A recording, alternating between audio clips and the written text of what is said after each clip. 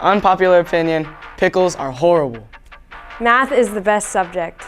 Harry Potter is not a good movie. Talking animals in movies are silly. Working out is fun.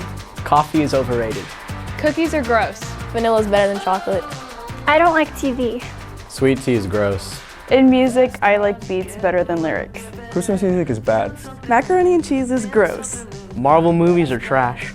Stranger Things is just overrated. Regular goldfish are better than extra cheddar goldfish. I hate country music. Cold showers are better than hot showers. Red is the best flavor of Starburst. The Office is overrated. Star Wars is overrated. Vegetables are my favorite food. Parks and Rec is better than The Office. I don't like comedy TV shows or movies. Strawberries are gross. South Dakota is not a real state.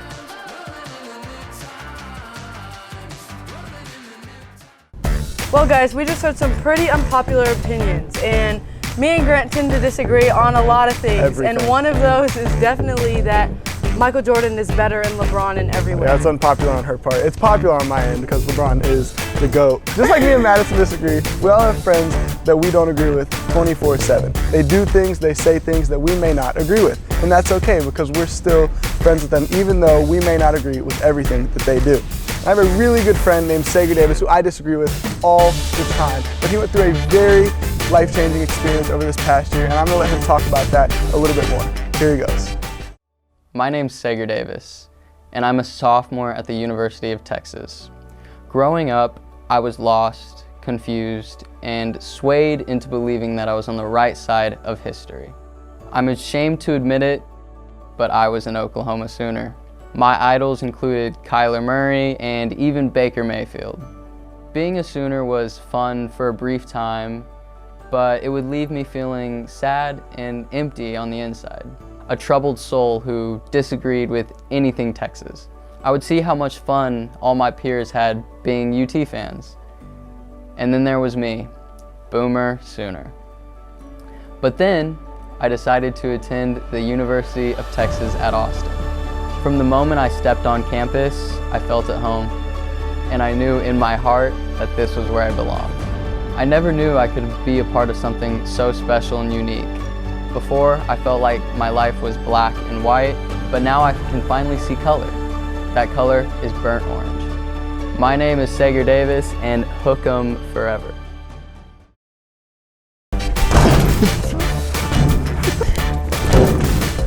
Well guys, that was a really cool story that we heard from Sager, and now we're going to talk about some silly debates. So my argument is that sushi is the best food on earth, debatably, and I'm thinking it's because there's something for everyone. It can be for people who are vegetarian, for vegans, it can be for people with seafood allergies. You know, sushi isn't bound to just fish. So that's my argument for sushi in the beginning. Okay, but sushi with it's for everybody. It's not for everybody with decent taste buds. What do you mean? Celeste, I think that In-N-Out is better than Whataburger because Whataburger patties are dry. They're literally so dry. So is In-N-Out. No! It's literally, name one time where you haven't wanted to have sushi, rice, or vegetables. Every single day of my life. But you could literally have any combination of anything. Okay, seaweed just tastes so gross. Okay, well not all sushi has seaweed. Okay, but a lot of it does. Okay, well if you don't like it, then you don't have to choose it. Okay, well fish are fine is not food. What do you get? The Whataburger Jr. I don't want, okay, raw fish. What do you mean? They prepare it so that it's healthy and fine. I'm not about to go get food poisoning. That's not on my agenda for the day. Okay, well, I'll admit that does happen sometimes, but They have a more variety of everything. See, but then it takes you longer to order. I have it written down here. In-N-Out has a simple menu. It's easy to pick out what you want. You have 3 options. Also, there is a secret menu. So you could pick more if you wanted more. Okay, but do they have chicken tenders?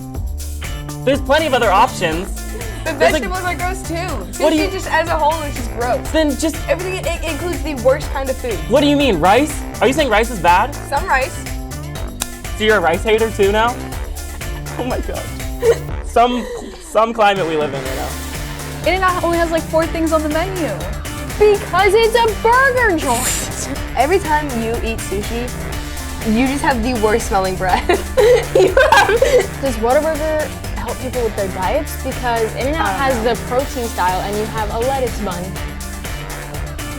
I personally wouldn't eat that, so. Coming from you, you don't even have to eat sushi to have the worst smelling breath face.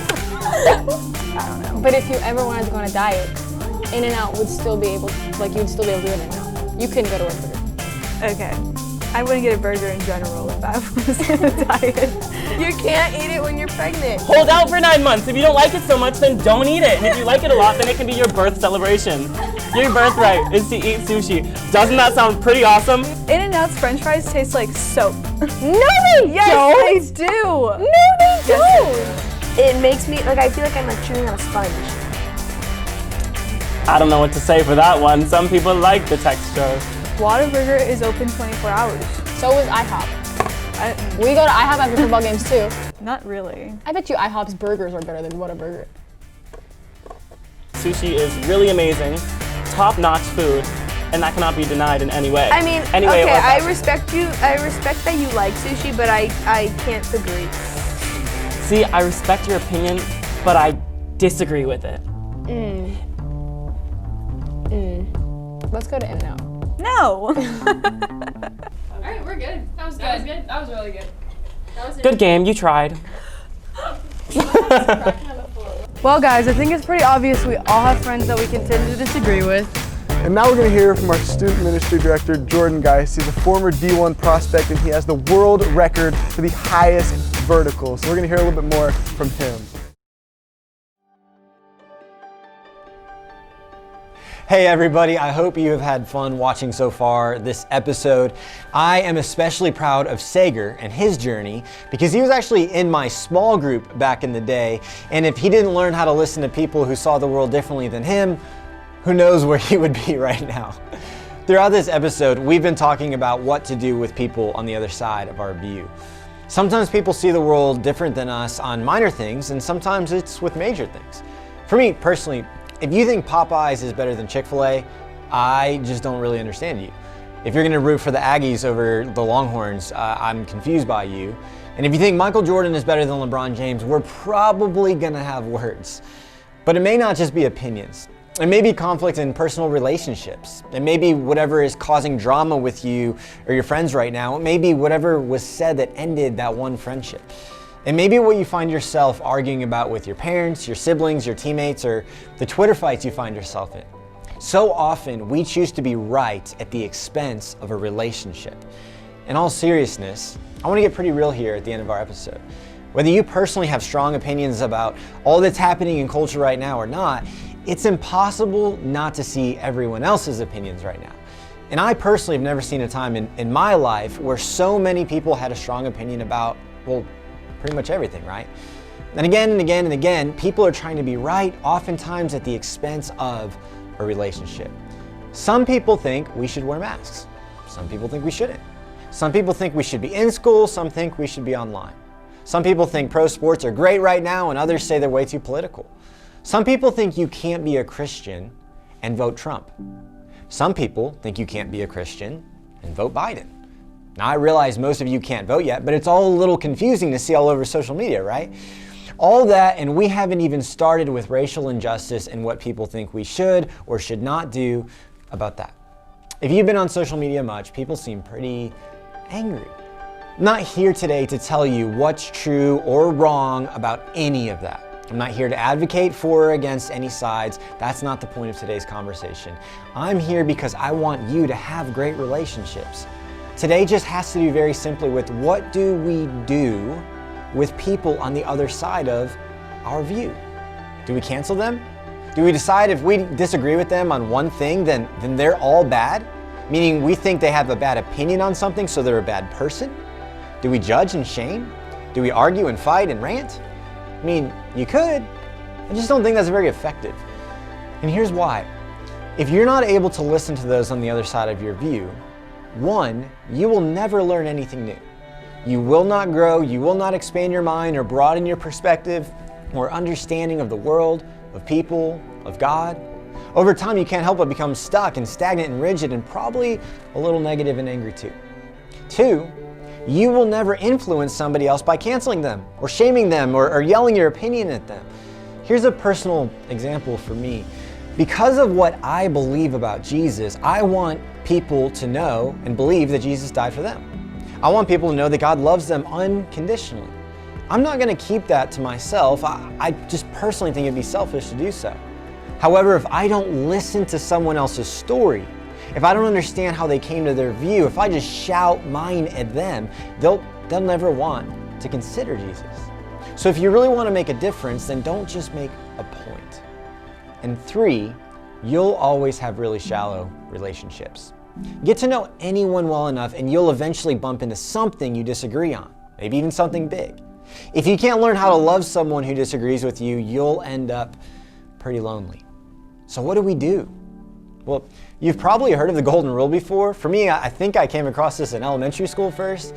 But did you know that that actually came from Jesus? Because he says in Matthew 12, do to others whatever you would like them to do to you. This is the essence of all that is taught in the law and the prophets, meaning the heart of, the motive behind the scriptures. Well, what do you do with someone when you disagree with them, or what do you want them to do to you? You want them to understand you. You want them to listen, to hear you, to respect you, to walk to your side of the conversation. Jesus actually says later in John 15 that greater love has no one than this, to lay down one's life for one's friends. If we're supposed to lay down our life, I think potentially we could momentarily lay down our opinions and views to hear what other people have to say, to hear their story. Could you imagine if we walked to the other side of the conversation, what our world would look like right now? If everyone we saw, we decided to say, hey, they're made in the image of God, so I'm going to treat them accordingly, even if I disagree with their views. And I'm not just going to try to be right, I'm going to try to fight for relationship. You can always be right, or you can have relationship, but you usually can't have both. What if we did less yelling and more connecting? What if we did less fighting and more learning, less time in our shoes and spent more time in the shoes of others? I think it would change the world. And I think you can be a part of changing your world. So the choice ultimately is yours. You can fight to be right, or you can fight for a relationship. I personally am fighting for you to make the right choice.